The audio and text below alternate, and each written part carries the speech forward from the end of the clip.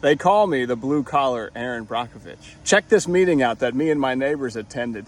They were going to build on a polluted Superfund site. We said, not in our neighborhood, you're not. They cut up these people's signs, tore them out of the ground. They stole these signs, tried to hide it so we couldn't get our voice back. Through it all, we stood tall. There is a Superfund site. The old Sydney mine sludge ponds are there. And any proposed use or alterations within and even perhaps adjacent to the sludge ponds must be approved through the Florida Department of Environmental Protection.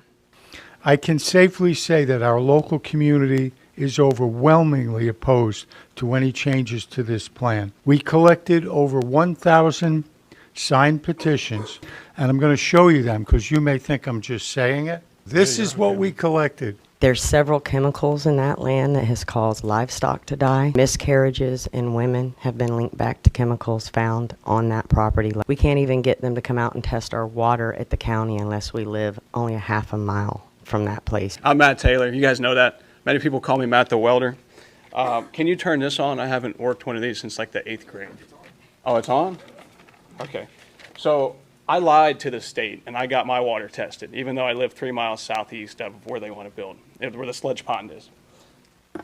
Can you turn it the other direction? Oh, It was I'm upside sorry. I told down. you I ain't worked one of these since the 8th grade. I wasn't lying There to you y'all. go. There you go. Thanks. Okay. This was tested in June. The pollution from the Sydney sludge pond is 3 miles southeast in my well. Mainly when you look, you see 1,4-dioxane. 1,4-dioxane is a synthetic chemical. It's not found in nature. It is found at the Sydney sludge pond. The applicants have lied to the public. They've lied to all of us in this room. We've recommended them putting in more monitoring wells. They say no, they don't need them because the stuff can't go past the 54 acres that is the Superfund site. And I got to tell you, the applicant sounds like a college student that didn't understand the terms of the loan. They knew that they needed to put green energy in first. It's not our fault there's no Solyndra-type deals out there anymore for them to get a subsidy. That's going to negatively affect our quality of life. If you guys approve this, I would recommend post-dating an apology letter to future residents.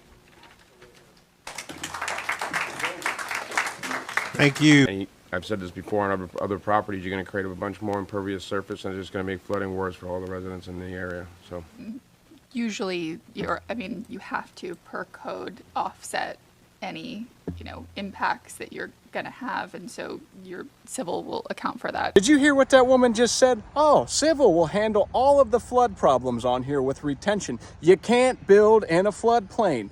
This is why we have an insurance crisis, because boards like this think that on paper you can just fill in a swamp. In real life, it doesn't work.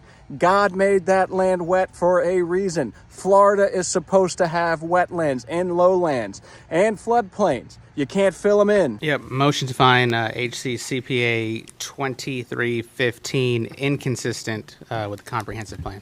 all right. Inconsistency motion. Commissioner Buzza. I'll second. All right. We have a motion of inconsistency by Commissioner Kona, a second to that inconsistency motion by Commissioner Buzza. Are there any questions, clarifications, statements from the commissioners? Not seeing any, then we'll all signify their agreement by saying aye. Aye. Those opposed? Motion carries unanimously.